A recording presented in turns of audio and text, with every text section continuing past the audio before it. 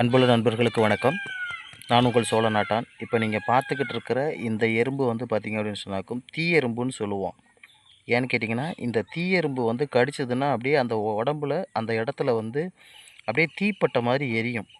அந்த அளவுக்கு ரொம்ப வலியை தரக்கூடிய ஒரு எறும்பு தான் இது. ஆனால் இது நிறைய நன்மைகள் செய்யுது. நம்ம தோட்டங்களில் இருக்கக்கூடிய பூச்சிகளை பிடிச்சி சாப்பிடுது.